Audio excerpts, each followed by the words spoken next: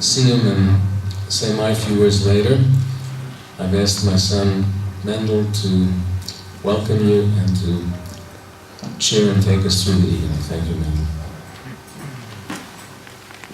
Just lower the master volume a bit. The red.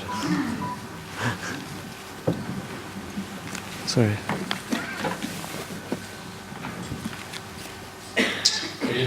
Good evening, ladies and gentlemen. Welcome to Rabbonim, Choshev guests, friends, members of the Sitten Shul. Tonight, we pay tribute to a woman who was a giant of a person in her very special way, which I'm sure we will hear more about tonight. She would, without fail, leave an indelible impression on all those who had the privilege of spending time with her. She guided, she encouraged, she counseled, she laughed, she nurtured, and most of all, she inspired. It's not often today that we meet people who take a genuine interest in us when we actually talk to them. After an interaction with Bobbe Esther, there was always food for thought. What did she say? What did she mean? What advice did she give us? It left one feeling rejuvenated. It's not a Chabad custom to eulogize, to give a spadim. So the purpose of this evening is really to share certain character traits, to remember, to tell stories, but with a focus on being able to emulate and to learn from her very special ways. I thought it'd be an opportunity to read a message that was written by one of my father's cousins on a DVD that was put out for her 80th birthday, for Bobbe's 80th birthday. And we all gave messages, but there was one that I felt was special, and I wanted to read it and share it with you tonight.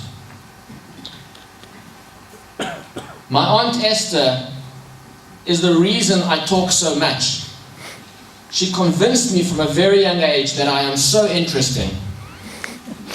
I would sit on the stool in the corner of her kitchen and yap about every detail of my life, and she encouraged and responded to all my thoughts. And her generosity, from which we all benefit today, started back then. I will never forget those wonderful bags of new clothes bought especially for me before my sister's wedding. My first quality outfits. We loved running up those steps to get a warm kiss from Aunt Esther. Most kids run from kisses, but when it came to Aunt Esther, we ran towards the kisses. Our favorite place to be on earth was the Goldman's household. When I stop in the house now, I like to take a deep breath. The atmosphere in that house still fills me with a deep feeling of contentment.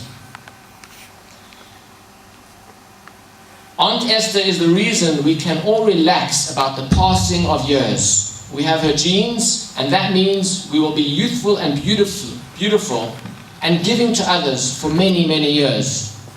I love you, Aunt Esther, from Etty. One of the things I discovered during the Shiva, which I was privileged to be at in New York, was that everybody who knew Bobbe Esther felt that they were Bobbe Esther's best friend. She made everyone feel loved as if they were the only one that she loved.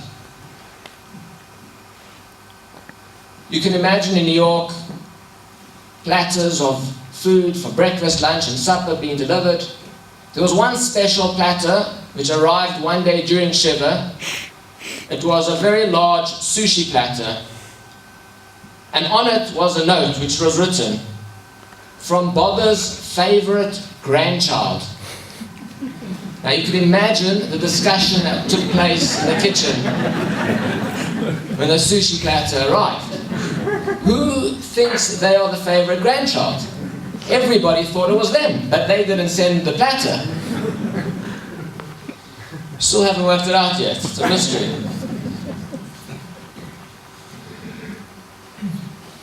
Bobbe's home was open to so many people, many South Africans as well. She had a very special place in her heart for South Africans.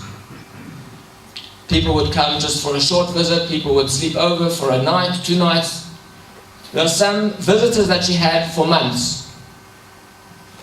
One such visitor, I remember as a young child going to visit Bobbe Esther, and there were very top branded labels in the cupboard, very fancy clothing, but it was a bocher who knew how to dress.